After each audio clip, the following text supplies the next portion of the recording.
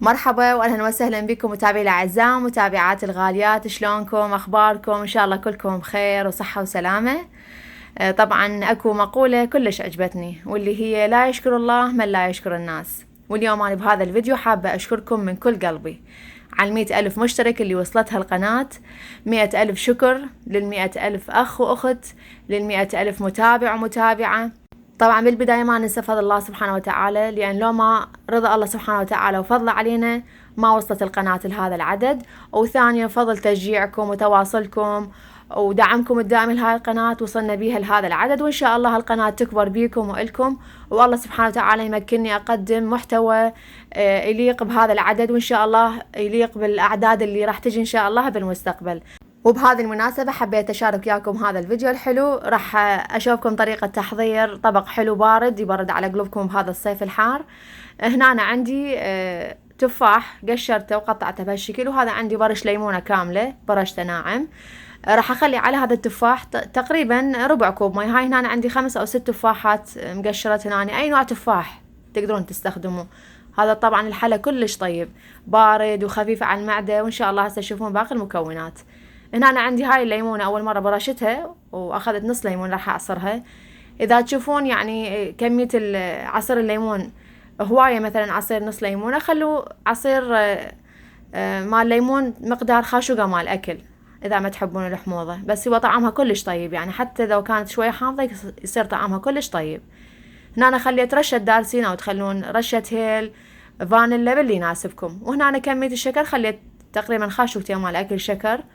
طبعا كمية الشكر حسب الذوق، تحبين تخلين شكر عسل باللي يناسبكم. هنا أنا عندي راح أعلق الطباخ وأغطي الجدرية وأخلي هذا التفاح يستوي، بس ما أريده ينهرس، بس يعني يصير يعني شوية طري. هنا أنا عندي التفاح بعد ما شوية طرى، ومثل ما تشوفون بعد بيه مي. راح أخلي هنا لون غذائي أصفر أو أحمر، أو ما تخلون هذا اللون الغذائي، يعني هذا الشيء اختياري، بس يصير لونه وشكله حلو أثناء التقديم والأكل. هنا أنا عندي شوية مي وخلطت وياه خاشوقة مال أكل نشا، أضيفها على التفاح وأبقى أقلب وياه على نار هادئة إلى أن يستوي النشا، يعني تاخذ دقائق من عندك. بهالشكل يصير طعم التفاح كلش طيب، يعني كأنه ما مسوية هسه محلبي مال تفاح. يعني هاي الوحدة تصير طبق انه تقدميه اذا تسوي مثلا كميات كبيرة، بس احنا بعد راح نضيف عليه طبقة ثانية. هذا هنا أنا عندي بعد ما كملت طبقة التفاح راح افرغها بالصحن اللي راح اقدم بيه. تسوي يعني كاسات فردية او كاسة كاملة، هاي بعد تبقى حسب طريقة التقديم اللي انتي راح تقدمين بيها. راح اتركه على جهة يبرد على الكاونتر، يعني مو شرط تخليه بالثلاجة، على الكاونتر بين ما نحضر هسه احنا الطبقة الثانية. هنا أنا عندي 4 أكواب من الحليب السائل. راح اخلي على هاي ال4 أكواب كوب من طحين اللوز. طبعا هنا عندي أنا استخدم الطحين اللوز هذا المتوفر يمنا. هنا أنا خليت خاشوقتين مال أكل من النشا. وهنا أنا الشكر يكون حسب الذوق، تزيدين تقللين الشكر، لأن احنا الطبقة الأولى هم خلينا وياها شكر. راح اخلط هاي المواد على البارد بعد ما فاتحة الطباخ، حتى يختلط النشا والطحين والشكر الى ان يذوب كل شيء ويا الحليب. يلا بعد ذاك الوقت نفتح الطباخ، وتخلين طبعا نار الطباخ كلش هادئ حتى لا يحترق عندك هذا المزيج، ومع التحريك المستمر. بس شوية اشوف هذا الخليط بدا يثخن، اضيف ان شاء الله عليه باقي المكونات. طبعا هاي الوصفة للي عندهم حساسية من الطحين، بطحين اللوز يصير طعمها كلش طيب. هنا أنا خليت شوية هيل وشوية فانيلا. على التفاح خلينا دارسين، وهنا أنا خلينا هيل، وخليت خاشوقة مال أكل تقريبا من الزبدة الغير المملحة. هذا الزبد ينطي شوية طعم كلش غني لهذا النوع من المحلبي. وأبقى أحرك بيه إلى أن أشوف أنه هذا انطبخ، المحلبي انطبخ وشوية ثخن. أطفي عليه الطباخ بهالشكل، صار الثخن مالته من يبرد بعد يصير أثخن. فهسه إن شاء الله راح أفرغ على الطبقة الأولى، وطبعا أتركه بدرجة حرارة المطبخ أول مرة يبرد، وبعدين أخليه بالثلاجة يبرد تماما. وطريقة التزيين تكون بعد حسب الذوق، تزيني بجوز، تزيني باللوز، تزيني بالفستق الحلبي، أي نوع مكسرات حابة تخليها عليه. وإذا ما متوفر عندك فخليه بهالشكل. طبعا أنا خليته بالثلاجة، وراح أخليكم تستمتعون بهاي الجولة القصيرة داخل هاي الأسواق. بها شغلات كلش حلوة، حبيت أشارك وياكم هاي الجولة القصيرة هنا. طبعا هاي الجولات تكون بناء على طلب المتابعات، كل المتابعات تقريبا يطلبون جولات داخل أسواق المستلزمات المنزلية. طلبوا من عندي جولات بأسواق الملابس. إن شاء الله بالفيديوهات القادمة راح أصور لكم جولة محل ملابس نسائية، وإن شاء الله على الأيام الجاية راح أصور لكم فيديوهات حلوة وجولات بعد إن شاء الله تستمتعون بها. هسه راح أترككم تشاهدون ما موجود بهذا المحل، وبعد إن شاء الله نرجع للبيت نشوف طبق الحلو مالتنا وشلون صار قوامه. فخليكم استمتعوا بالفيديو، وإن شاء الله أرجع أتواصل وياكم.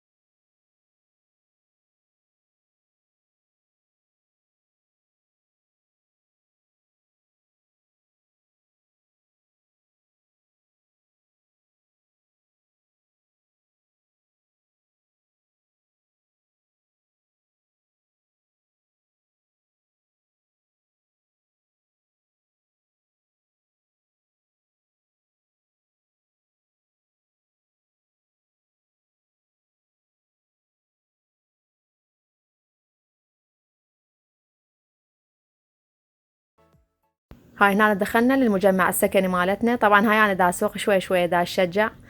ان شاء الله عجبتكم الجولة بداخل اسواق تي جي ماكس. انا صورت لكم بعد بقسم الملابس النسائية، بس ما حبيت اخليه بهذا الفيديو، قلت لا يصير الفيديو طويل وممل ويعني ما تستمتعون بالمشاهدة. كل ما يكون الفيديو طويل احس انه المتابع ما يستمتع بالمشاهدة، فان شاء الله اخلي لكم اياه فيديو ثاني قسم الملابس النسائية. وهذا طبق الحلو مالتنا بعد ما برد وهسه صار جاهز للتقديم، ما شاء الله طعمه كلش طيب. انا زينته بشوية جوز وخليت عليه من هذا الورد المجفف، هذا اشتري من الامازون الورد المجفف، يعني هذا صالح للاكل البشري. ما شاء الله طعمه كلش طيب، وكل ما يبرد يصير قوامه بعد اثخن. ان شاء الله هتجربوه، عليكم بألف عافية. حبايبي اشكركم على حسن متابعة هذا الفيديو، والتقيكم ان شاء الله في فيديوهات قادمة. دمتم في رعاية الرحمن ومع الف سلامة.